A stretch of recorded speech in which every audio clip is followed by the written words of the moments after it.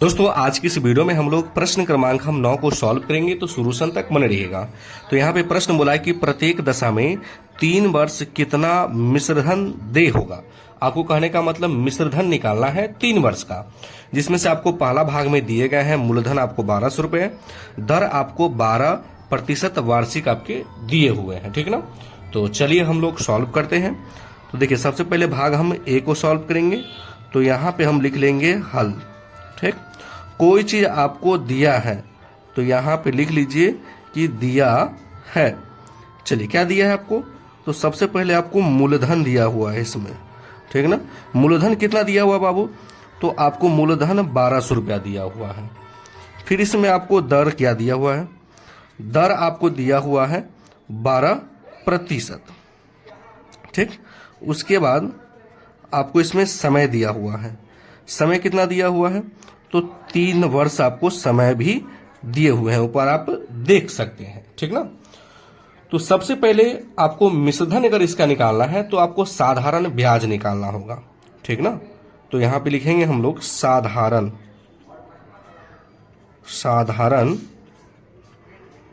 ब्याज बराबर, और इसका फॉर्मूला होता है मूलधन गुने दर गुने समय बटे के आपके 100 होता है। ये आपके सूत्र होते हैं, ठीक ना। तो मूलधन आपको 1200 रुपया है, दर आपके 12 है ना। आपको 12% नहीं लिखना है, प्रतिशत के जगह पे ही बटे में 100 आया हुआ है, ठीक ना। तो सिर्फ 12 लिखना है, और समय आपको 3 वर्ष है, और बटे में 100 आप काट लीजिए। देखिए 2 जीरो से 2 जीरो कट गया। अब कितना, 12 का गुना 12 में करेंगे तो 144, और ये गुने 3 रहेगा, ठीक।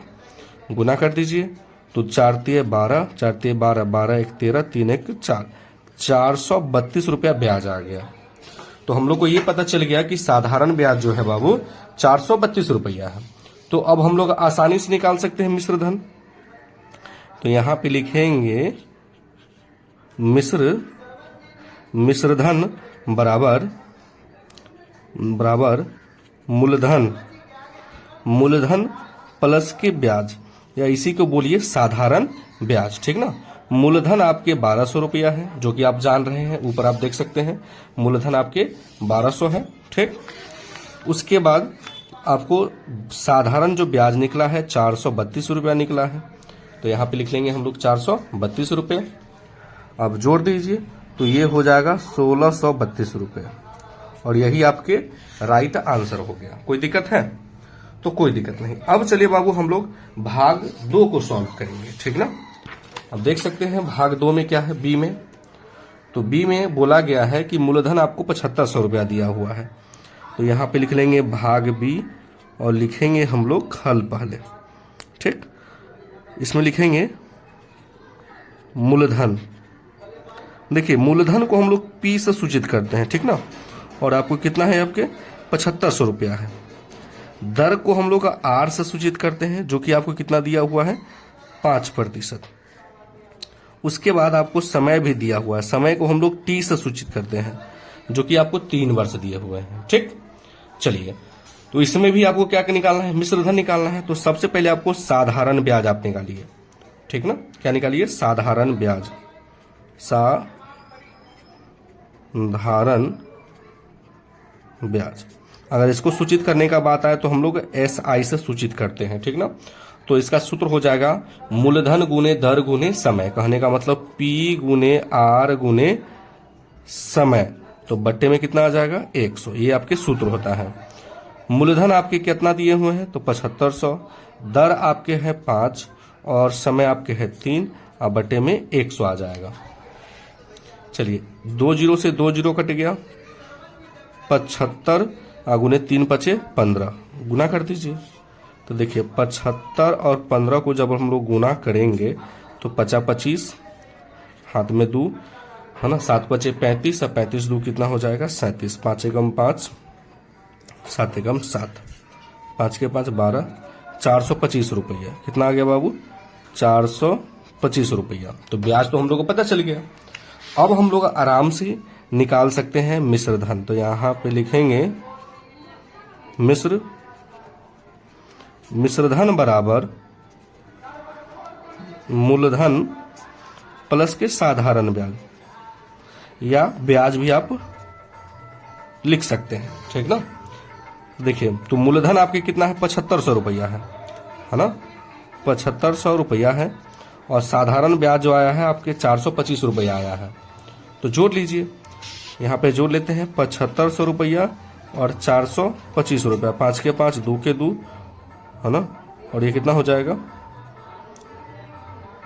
हम गुना में गलती तो नहीं की है ना, देख लेते हैं। देखिए 50 25, 7 5 35, 35 2 37, 5 एकम 5, 7 एकम 7, 5 के 5, 7 5 12, 7 5 12, 10, 10 1 11 होता ना, 5 के 5, 7 5 12 और 7 3 10, 10 1 11 होता है, 1125 रुपया होगा, सॉरी है ना, इसकी मिस्टेक है, ये आपके यहाँ पे सॉरी है, सॉरी ये तो ठीक ही था ना, ये गड़बड़ था। चलिए यहाँ से लिख देते हैं, ये आपके 7500 रुपया है, क्या लिख रहे हैं हम, ये आपके 7500 रुपया है, और साधारण ब्याज जो आया था बाबू आपका है ना 1125 आया, यहाँ भी सही कर लीजिएगा, ये आपके 1125 आया था, ठीक ना।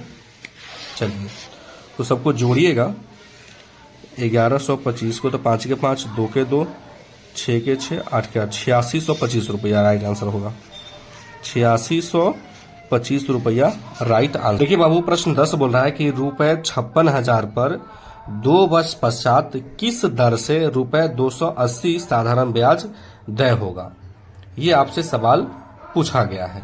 तो जो चीज पहले आपको दिया हुआ है उसको लिख लेना है, और इस सवाल में फाइनल हमको है ना दर निकालना है, कहने का मतलब आर निकालना है।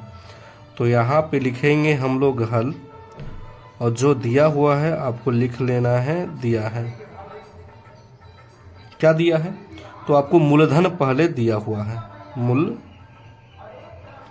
मूलधन को हम लोग पी से सूचित करते हैं, और ये आपको 56,000 रुपया दिया हुआ है, ठीक ना। कोई दिक्कत, तो कोई दिक्कत नहीं। और इसमें क्या चीज आपको दिया हुआ है, तो इसमें आपको समय दिया हुआ है, समय कहने का मतलब टी जो है आपको 2 वर्ष दिया हुआ है, ठीक। आगे फिर आपको क्या दिया हुआ है, तो आगे आप देख सकते हैं, आगे आपको दिए हुए हैं है ना 280 साधारण ब्याज दे होगा, मतलब कि साधारण ब्याज कहने का मतलब एसआई जो आपको दिया हुआ है 280 रुपए दिए हुए हैं, तो आपको दर निकालना है, ठीक ना। तो देखिए हम लोग को पता है कि जो चीज दिया रहता है वही चीज हम लोग निकालते हैं। तो हम लोग साधारण ब्याज का आपको फार्मूला पता होगा, इसका फार्मूला होता है मूलधन गुने दर और गुने क्या होता है आपके समय, और बट्टे में कितना होता है तो 100, ठीक ना। चलिए तो देखिए एस आई जो दिया हुआ है, साधारण ब्याज 280 दिए हुए हैं, मूलधन आपको 56,000 दिया हुआ है, आर आपको निकालना है ना, और टी आपके 2 वर्ष है, और बट्टे में 100 हो जाएगा। देखिए 2 जीरो से 2 जीरो कैंसिल, तो इधर हो गया 280 बराबर आपके देखिए हो जाएगा आपके 56 गुने आर गुने 2, ठीक ना। अब देखिए अगर दो संख्या गुना में है, जो संख्या अगर गुना में रहता है आपको बराबर से अगर पहले लाते हैं तो वो भाग में आ जाता है, ठीक ना। तो ये हो जाएगा आपका 560 है ना गुने 2 हो जाएगा, बराबर आपके क्या रहेंगे आ रहेंगे। ये गुना में था तो ये क्या आ गया भाग में आ गया, ठीक ना। अब इसको काट दीजिए, देखिए 1 जीरो से 1 जीरो कैंसिल हो गया है ना, 28 दूनी 56, ऊपर 1 से कटेगा तो कहने का मतलब 1/4 आ जाएगा, बराबर कितना है 8। चलिए तो 4 से जब 1 में भाग कीजिएगा तो कितना आ जाएगा 0.25 आ जाएगा। भाग करके देख लेते हैं, 4 से जब 1 में भाग नहीं लगेगा तो 0 देकर 0 दे दीजिए, 4 दूनी 8 घटेगा तो फिर 0 4 5 20 है ना, 0.25 आपका आ जाएगा। तो फाइनल आंसर आर बराबर 0.25, तो आप लिख सकते हैं लास्ट में अतः दर कहने का मतलब आर बराबर 0.25 आंसर हो गया, ठीक। 11वां प्रश्न बोला है कि मीना ने 9% वार्षिक दर से 1 वर्ष पश्चात ₹45 ब्याज के रूप में दिए, उसने कितना धन उधार लिया था, ये आप लोग को बताना है। ठीक ना, कहने का मतलब मूलधन आपको निकालना है। तो यहाँ पे हम लोग लिख लेंगे हल, और जो आपको दिया हुआ है क्वेश्चन में आपको लिख लेना है दिया है। क्या दिया है क्वेश्चन में? तो क्वेश्चन में आप देख सकते हैं कि आपको दिया हुआ है, सबसे पहले आपको 9% वार्षिक दर दिया हुआ है ना। तो कहने का मतलब दर को हम लोग का आर से सूचित करते हैं। आर दिया है 9%। ठीक, उसके बाद बोला है 1 वर्ष पश्चात। 1 वर्ष पश्चात कहने का मतलब समय। समय कहने का मतलब टी बराबर जो दिया है 1 वर्ष दिया है। ठीक है, और आपको साधारण ब्याज भी दिया हुआ, साधारण ब्याज। साधारण ब्याज आपके 45 दिए हुए हैं, 45। ठीक ना। तो आपको इसमें क्या निकालना है? मूलधन। तो देखिए बाबू, जो आपको दिए रहते हैं उसी चीज को हम लोग निकालते हैं। साधारण ब्याज दिया हुआ है, साधारण ब्याज को ही निकालेंगे। तो साधारण ब्याज को हम लोग SI से सूचित करते हैं, और इसका फॉर्मूला होता है मूलधन गुने दर गुने समय और बट्टे में आपके 100 होता है। SI का मतलब साधारण ब्याज। ठीक ना। तो हम लोग SI के जगह पे हम लोग 45 रख सकते हैं। ठीक, जो दिया हुआ है। P आपको निकालना है, माने मूलधन निकालना है। R आपको दिया हुआ है 9, है ना, और समय है आपके 1, बटे में आपके है 100। चलिए अब देखिए, ये भाग में तो इधर लाएंगे, बराबर से पहले तो गुना कर देगा इसको। तो ये हो जाएगा 45 गुना आपके 100, और इसको सॉल्व कीजिएगा तो ये हो जाएगा 9P। कोई दिक्कत है यहाँ तक? तो कोई दिक्कत नहीं है। चलिए, तो यहाँ पे थोड़ा सा पेज को हम आगे कर लेते हैं। अब देखिए 9 गुना में है तो बराबर से पहले लाइएगा ना तो भाग में आ जाएगा। तो ये हो जाएगा 45 गुना का 100 बट्टे में 9, अब बराबर आपके रहेंगे P। अब देखिए 9 पचे 45, जब 5 का गुना 100 में कराइएगा तो ये हो जाएगा 500 बराबर P। इसलिए P बराबर जो हो जाएगा 500 आंसर हो जाएगा। तो आप लिख सकते हैं कि अतः मूलधन P बराबर 500 रुपये। तो आई होप कि ये प्रश्न आपको समझ में आ गया होगा। तो अगर आप मेरे चैनल पे नए हैं तो वीडियो को लाइक कर दीजिएगा और चैनल को जरूर सब्सक्राइब कर दीजिएगा। वीडियो देखने के लिए बहुत बहुत धन्यवाद।